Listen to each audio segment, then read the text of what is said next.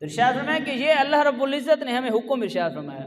کہ زندگی کو غفلت کے اندر نہیں گزارنا۔ گزشتہ زندگی جو گزر چکی، اگر گناہ کر بیٹھے، اگر اللہ کی نافرمانی کے اندر گزارے ہیں تو اب توبہ استغفار کر لیں، اپنے آپ کو جو آنے والا عظیم مہینہ ہے اس کے لیے تیار کریں کہ ہم نے اس ماہ رمضان کے اندر روزے رکھنے ہیں، اللہ کی عبادت کرنی ہے، جو قضاء نمازیں گزر چکی ہم نے وہ ادا کرنی ہیں، اور اللہ رب العزت کی بارگاہ کے اندر گڑ گڑا کے دعائیں کرنی ہیں تاکہ اللہ رب العزت ہمارا نام بھی جنتیوں کی لسٹ میں شامل فرما دے۔ یا ایھا الذین آمنوا کتب علیکم الصیام، اے ایمان والو ہم نے تم پر روزے فرض کیے، کما کتب علی الذین من قبلکم، جیسا کہ ہم نے روزے فرض کیے تم سے پہلے والوں کے لیے۔ ایسا نہیں ہے کہ یہ روزے تم پر فرض کیے، بلکہ تم سے پہلے لوگوں پر بھی اللہ نے روزے فرض کیے، اور اللہ رب العزت نے وہاں پر بھی جو اللہ نے مقام اور اس روزے کے مقصد بیان فرمایا، لعلکم تتقون، تاکہ تم متقی بن جاؤ، تاکہ تم اللہ رب العزت کا تقوی، اللہ رب العزت کا خوف تمہارے دل کے اندر پیوست ہو جائے۔ دیکھیے نا، روزہ صبح سے لے کر شام تک یہ تقوی کیا ہے؟ یہ اللہ کا خوف ہے، یہ اللہ کی محبت ہے جو انسان کو گناہوں سے روک دیتی ہے۔ یہ تقوی سب سے ادنا جو اس کا درجہ ہے وہ ہے اپنے آپ کو شرک سے بچانا، کہ کسی کی اللہ کے علاوہ کسی کی عبادت نہیں کرتا، اللہ کے علاوہ اللہ کی ذات اور صفات میں کسی کو شامل نہیں کرتا۔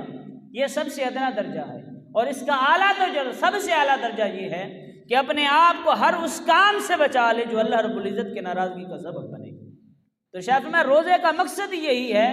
کہ تم اپنے آپ کو ہر قسم کے گناہوں سے بچا سکو، تاکہ تمہاری زندگی اس انداز سے گزرے، جب تم ماہ رمضان گزار چکو تو تمہاری زندگی کے اندر یہ تبدیلی آ چکی ہو کہ اگر تم قدم بھی اٹھانے لگو تو تم دیکھو کہ آیا کہ اس میں اللہ کی رضامندی ہے یا اللہ کی ناراضگی ہے۔ جب تم ایسی زندگی گزارو گے تو تم نے پھر روزے کا حق ادا کر دیا۔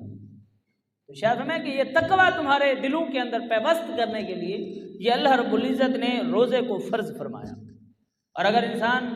ماہ رمضان کو بھی ایسے گزار دے، محبوب علیہ السلام کی حدیث پاک ہے کہ محبوب علیہ السلام نے شاید میں 2 نعمتیں ایسی ہیں جن میں اکثر لوگ جو ہے وہ غفلت میں ہیں، نعمتان مغبون کثیر من الناس، 2 نعمتیں ایسی ہیں جن میں سے اکثر لوگ غفلت میں ہیں، جو نعمتیں اللہ نے انہیں عطا کی ہیں وہ اس کو غفلت کے اندر گزار دیتے ہیں۔ الصحت والفراغ،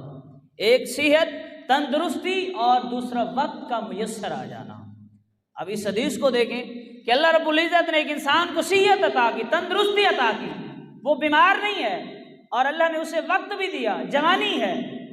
اور اللہ رب العزت ارشاد فرماتا ہے، محبوب علیہ السلام نے ارشاد فرمایا کہ وہ ان کو اگر غفلت کے اندر گزار دیتا ہے، جب صحت چلی جاتی ہے، جب انسان بیمار ہوتا ہے تو پھر انسان کو قدر ہوتی ہے کہ کاش جب میں صحت مند تھا تو میں کچھ کام کر لیتا، کچھ عبادت کر لیتا۔ اور پھر انسان کے پاس ایسا وقت بھی آتا ہے کہ انسان کو عبادت کرنے کے لیے وقت میسر نہیں آتا، انسان اتنا بزی ہو جاتا ہے کہ اس کا ہر لمحہ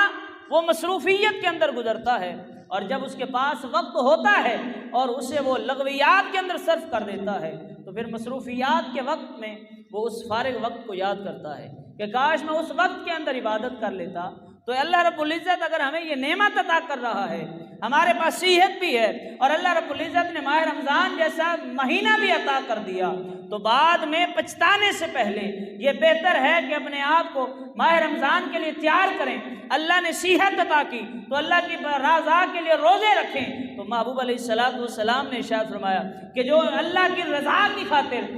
رمضان کے اندر روزے رکھتا ہے، رات کو قیام کرتا ہے، اللہ اسے گناہوں سے ایسے پاک کر دیتا ہے جیسے آج اس کی ماں نے سے جنا ہو۔